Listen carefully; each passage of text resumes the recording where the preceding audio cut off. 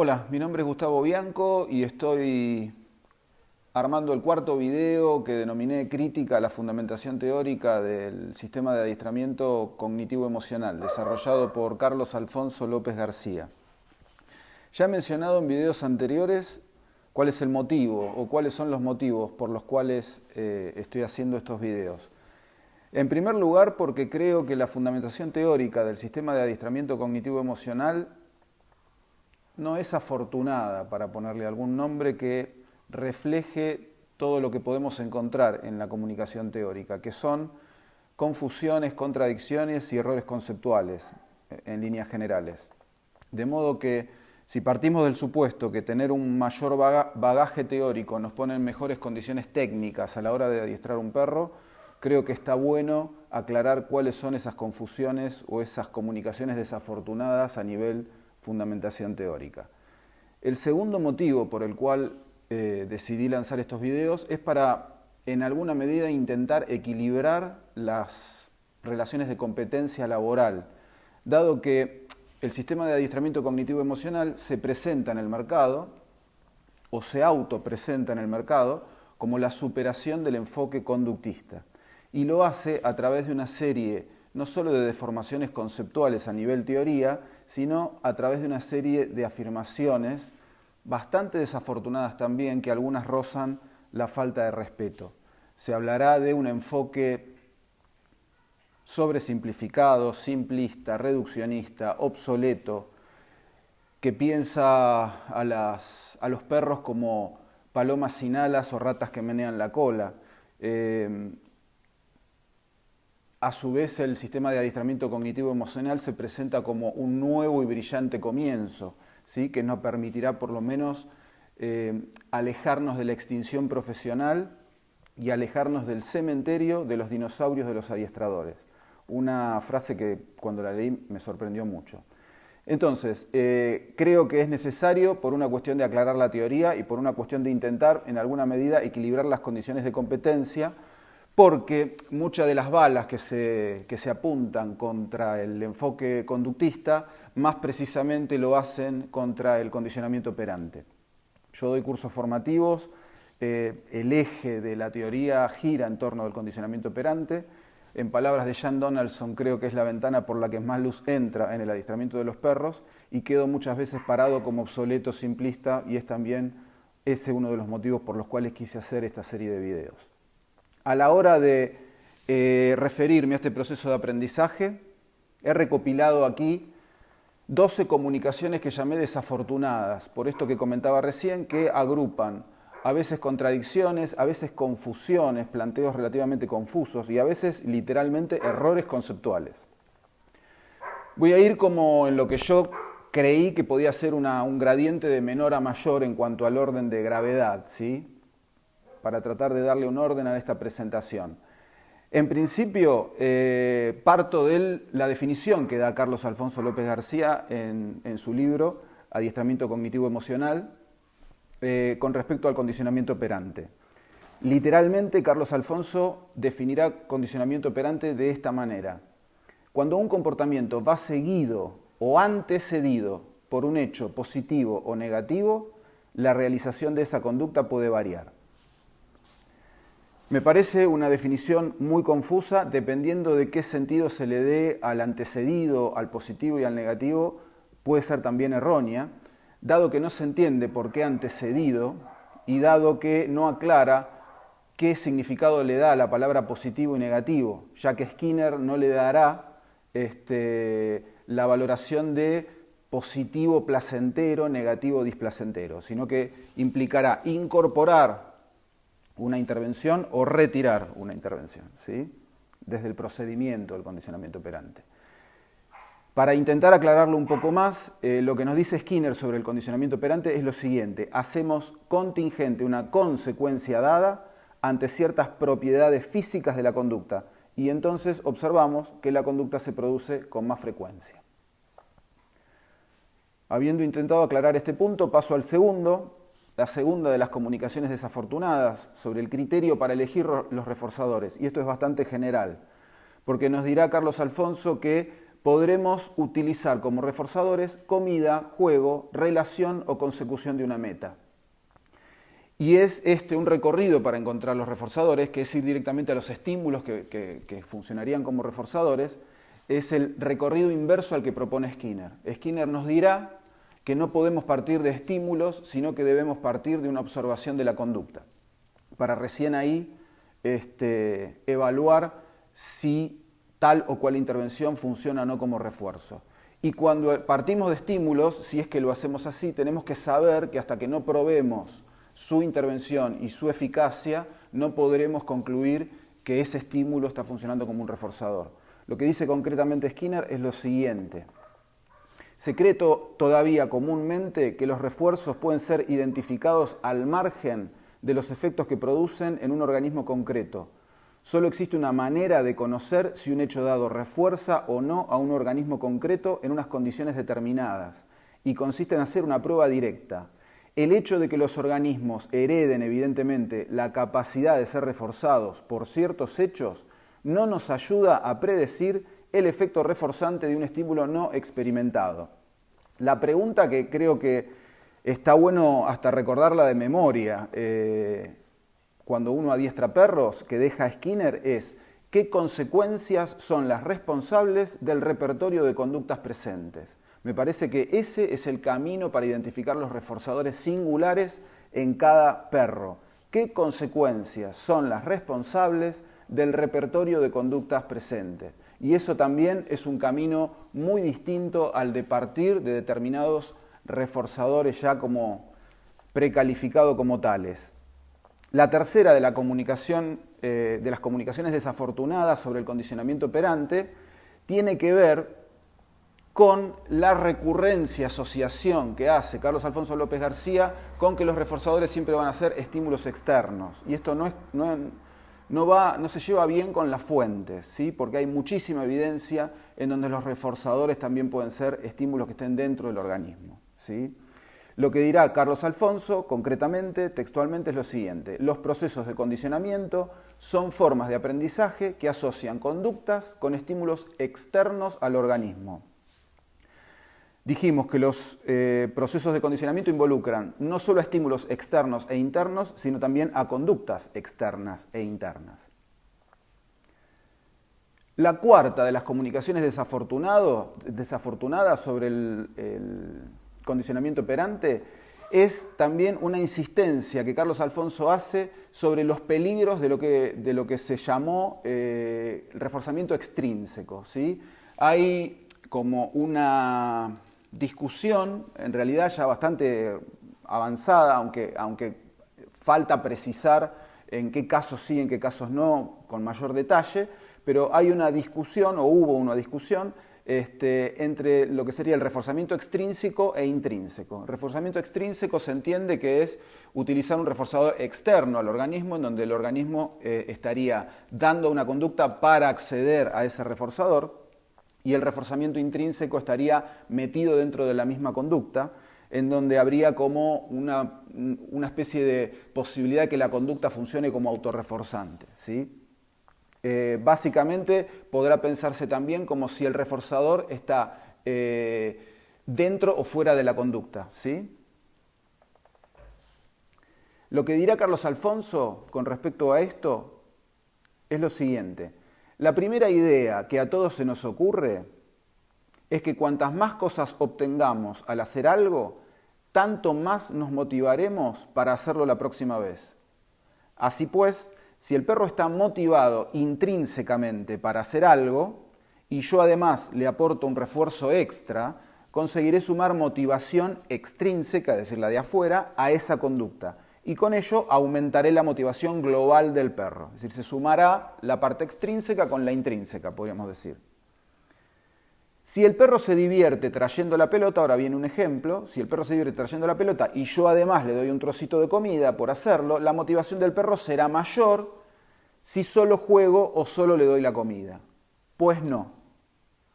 Se ha comprobado, dirá Carlos Alfonso, que el uso de refuerzos externos disminuye la motivación intrínseca.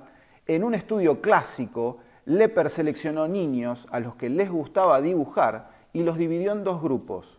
A uno se le dejaba dibujar libremente y al otro se le premiaba por hacerlo. Los niños del segundo grupo, al poco tiempo, empezaron a dejar de dibujar cuando no eran recompensados. Los refuerzos externos habían disminuido la diversión. La motivación intrínseca había sido fagocitada por ellos. Sin embargo, los niños del primer grupo, a los que no se les daba ningún premio extra por dibujar, mantuvieron e incluso aumentaron la motivación intrínseca para dibujar.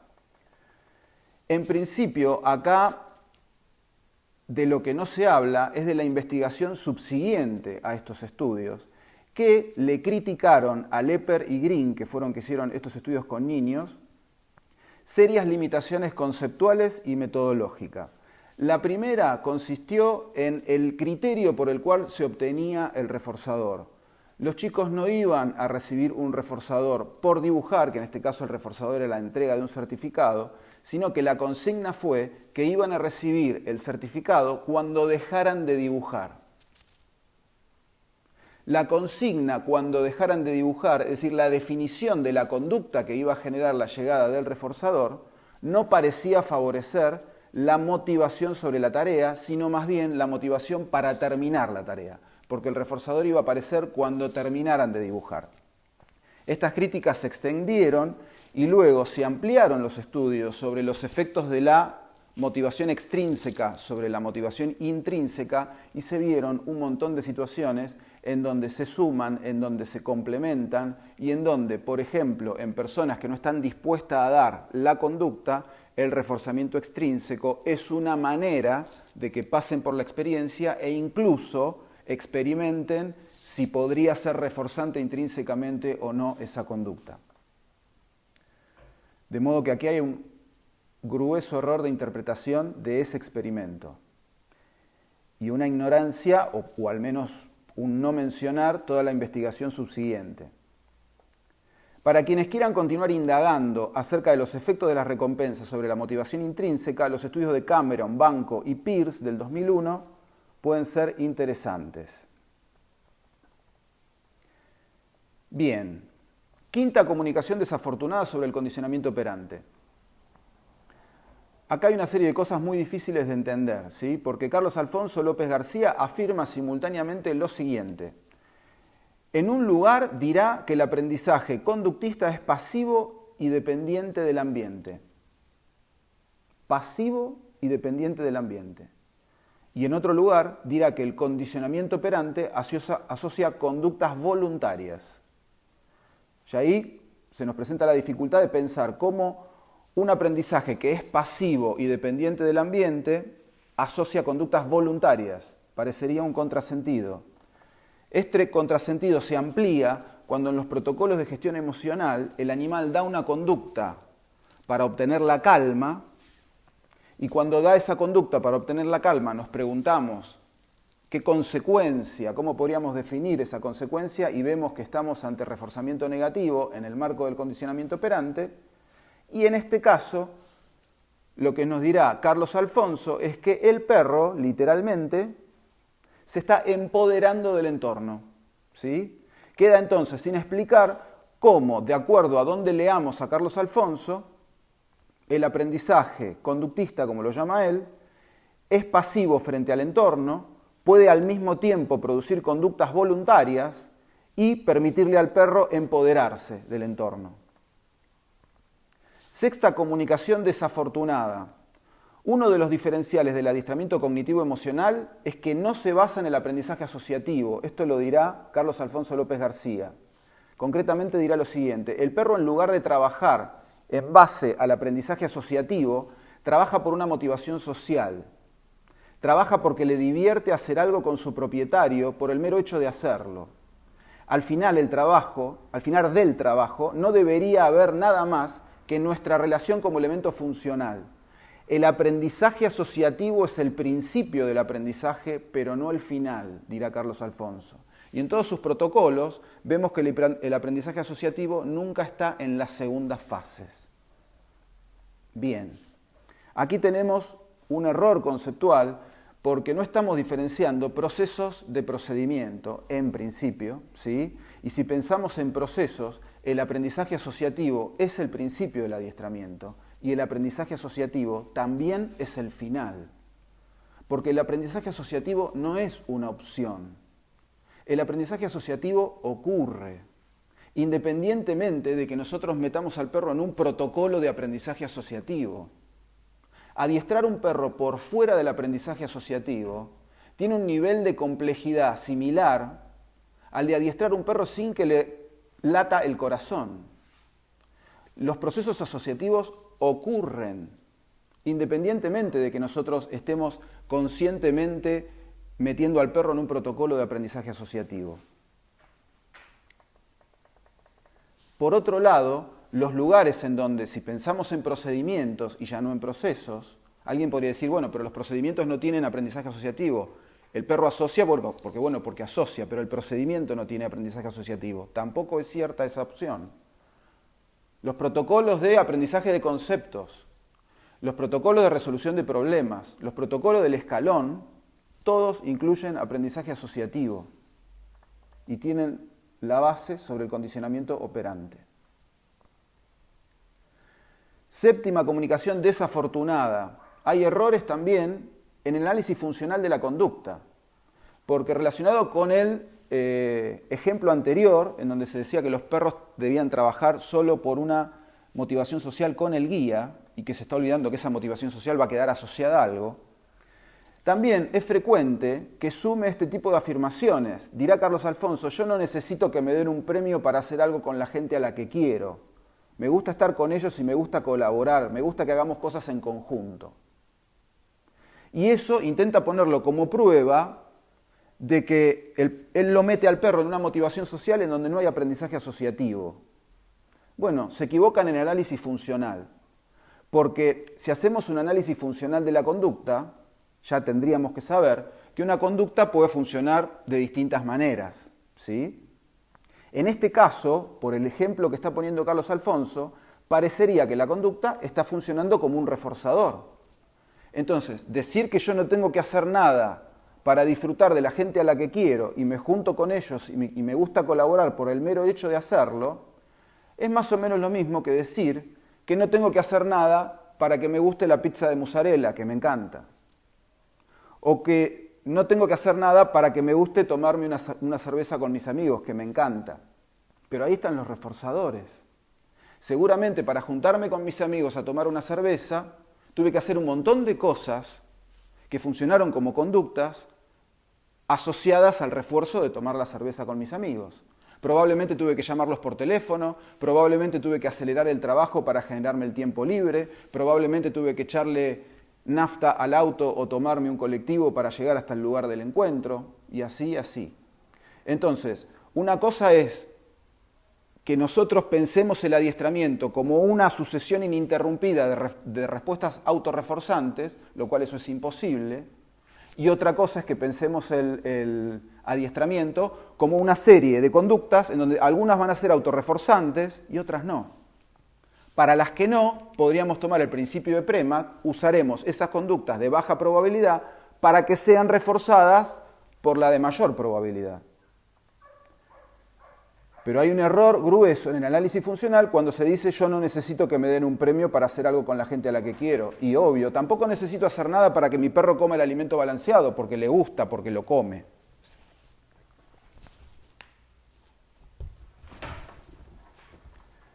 Bien. Octava comunicación desafortunada, sobre una definición errónea de reforzador generalizado. Carlos Alfonso nos dirá en su libro Adiestramiento Cognitivo Emocional que el clicker se usará como reforzador generalizado, ya que reforzará una gran variedad de acciones.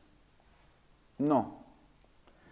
El clicker no se usa como reforzador generalizado cuando refuerza una gran variedad de acciones. Se usa como reforzador generalizado cuando queda asociado a muchos reforzadores primarios. Es otra cosa. Skinner nos dirá que un refuerzo condicionado se generaliza cuando se encuentra asociado con más de un refuerzo primario, no cuando se haya asociado con una gran variedad de acciones. Novena comunicación desafortunada. definición errónea de encadenamiento. Según Carlos Alfonso, el principio de encadenamiento del condicionamiento instrumental postula que las conductas complejas no se aprenden de una sola vez, sino progresivamente por aproximaciones sucesivas. No. Esa es la definición de moldeamiento o aproximaciones sucesivas, no es la definición de encadenamiento. Décima comunicación desafortunada. Hay un error referido a la habituación como fenómeno psicológico. También en su libro, Carlos Alfonso dirá, refiriéndose a la solución de problemas, textualmente lo siguiente: existen una serie de fenómenos psicológicos que explican cómo las experiencias previas del perro afectan a su forma de solucionar problemas. El principal es la habituación. No. Y dirá, al trabajar mucho un determinado tipo de problema, se acumula experiencia en solucionar ese tipo de problema en una forma determinada. Eso no es por habituación. Si estamos hablando de fenómeno psicológico, ¿no? Que así lo menciona. Si existe una serie de fenómenos psicológicos, bien. Las razones por las cuales un perro presenta cambios a la hora de resolver recurrentemente el mismo problema, uno de los cambios es que lo resuelve con mayor velocidad, no se explica por habituación. Se explica, por ejemplo, por la triple contingencia del condicionamiento operante.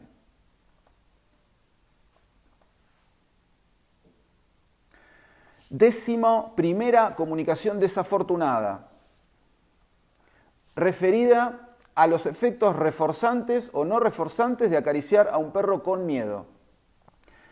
En un video que podemos ver todos en YouTube, que está titulado Entrevista completa a Carlos Alfonso López García, director de Educan, el entrevistador le pregunta lo siguiente, textualmente: si yo tengo un perro que tiene miedo y lo acaricio, ¿estoy reforzando ese miedo o no? Y Carlos Alfonso responderá lo siguiente: los perros tienen la capacidad emocional que se llama sincronía, que es que conectan con nuestros estados emocionales y son capaces de sincronizarse, de ponerse en el estado emocional que tenemos nosotros. Es una capacidad emocional muy importante en los mamíferos sociales. Pasa muchas veces que al acariciarlo, nosotros parece como si tuviéramos miedo. Si yo al acariciarle lo hago como si estuviera con miedo, podría reforzarlo. Pero si yo lo acaricio mostrándome tranquilo y en un estado emocional de calma, voy a bajar ese miedo, voy a disminuirlo, voy a ayudar al perro a sentirse consolado y seguro. Pero paralelamente a esta respuesta que da en YouTube, en su libro Adiestramiento Cognitivo-Emocional, Carlos Alfonso nos dirá, en relación al mismo tema, lo siguiente: es frecuente caer en el error de acariciar e intentar calmar al animal asustado hablándole con suavidad. Si se hace esto, el perro, al ver premiada su conducta, la fija.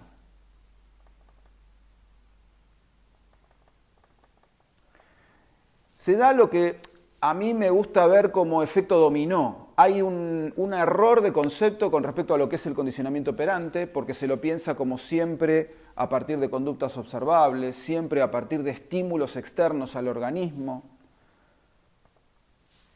y siempre leyendo todo como desde afuera, ¿sí? Y lo que eso genera es que terminemos queriendo definir si un refuerzo reforzó o no, como en el caso de la caricia al miedo, sin volver a las fuentes del condicionamiento operante, que es Skinner, más allá de toda la evolución que sufrió el proceso de aprendizaje luego de Skinner, ¿sí? Volver a Skinner es ver qué pasa con el perro, ver qué pasa con la conducta del perro, ¿sí? Si la conducta aumenta, esa intervención fue reforzante; si la conducta no aumenta, no. Me parece que muchos de estos errores se producen como a partir de un efecto dominó. 12ª comunicación desafortunada, relacionado con los supuestos efectos negativos del condicionamiento operante aplicado en situaciones sociales. De todas, a mí esta me pareció la que tiene consecuencias más graves, ¿sí? Y lo voy a leer a la letra, un pedacito relativamente largo para no descontextualizarlo. Nos dirá Carlos Alfonso lo siguiente: Si tratamos las situaciones sociales en perros, usando como parámetro de trabajo las respuestas y aprendizajes objetuales, típicamente las normas de aprendizaje asociativo del condicionamiento operante, podremos no solo llegar a conclusiones equivocadas, sino lesionar y hacer ineficaces las capacidades sociales del perro. La plasticidad de su cerebro puede hacer que se pierdan esos maravillosos recursos innatos y termine tratando todas las situaciones de manera objetual. Esta es una pérdida irreparable y tristísima que ha sido recurrente en el entrenamiento de animales a partir del auge del conductismo como única regla y vía para su entrenamiento. En principio, el gran problema que hay acá es que le atribuye al condicionamiento operante lo que debería atribuírsele a una mala aplicación del condicionamiento operante. Es más o menos lo mismo que mañana a mí me roben con un bisturí en la mano y yo pida que se prohíba el uso de bisturí en cirugía. Es más o menos lo mismo. Si el condicionamiento operante puede tener un uso en la práctica que genere problemas sociales en los perros, en principio habrá que discutir si esos problemas son irreparables, pero no es culpa del condicionamiento operante. Por otro lado, intervenir con condicionamiento operante en situaciones sociales no es únicamente darle de comer al perro, porque el condicionamiento operante está metido dentro de las situaciones sociales y dentro de las relaciones sociales. Podemos ver dos perros jugando y ver condicionamiento operante en el medio sin nuestra intervención. Y hay un párrafo de Skinner que quiero leer para cerrar, que es perfectamente generalizable a perros. Y fíjense si no. Veamos qué nos dice Skinner sobre un ejemplo de condicionamiento operante en humanos, que perfectamente podemos generalizar a nuestra relación con los perros. Dirá Skinner: aparecen varios refuerzos generalizados importantes cuando la conducta es reforzada por otras personas. Un caso simple es la atención. Es familiar el caso del niño que se porta mal solo para llamar la atención. La atención de la gente constituye un refuerzo porque es una condición necesaria para otros refuerzos por parte de la misma. Un refuerzo generalizado aún más fuerte es el afecto, dirá Skinner. Una sonrisa es una ocasión en la cual el acercamiento social encontrará aprobación. Un gesto de desagrado es una ocasión en la que el mismo acercamiento no encontrará aprobación. Sonriendo o frunciendo el ceño, controlamos hasta cierto punto la conducta de quienes se acercan a nosotros. Pensá ahora ya en mis palabras, dos perros, uno intentando jugar con el otro y el otro no teniendo muchas ganas. A se acerca a B muestra los dientes, y lo que hace A cuando B mostró los dientes, inmediatamente después de esta mostrada de dientes, es alejarse. Ese alejamiento podría funcionar como un reforzamiento del mostrar los dientes del perro B, ¿sí? De modo que ahí hay condicionamiento operante. No creo que los perros, por estar metidos en este proceso, pierdan la plasticidad de sus cerebros. No creo que podamos registrar en los perros pérdidas irreparables y tristísimas. Y no creo que el condicionamiento operante esté tan al margen de las situaciones sociales, todo lo contrario, ni mucho menos que sea peligroso. Bien, en los próximos videos iré haciendo un cierre donde quiero también, aparte de hacer un cierre general, incluir algunas cosas que yo le encuentro positivas al adiestramiento cognitivo emocional para tratar de que esta crítica sea lo más objetiva posible. Te agradezco mucho tu atención y nos veremos en el próximo video. Muchas gracias.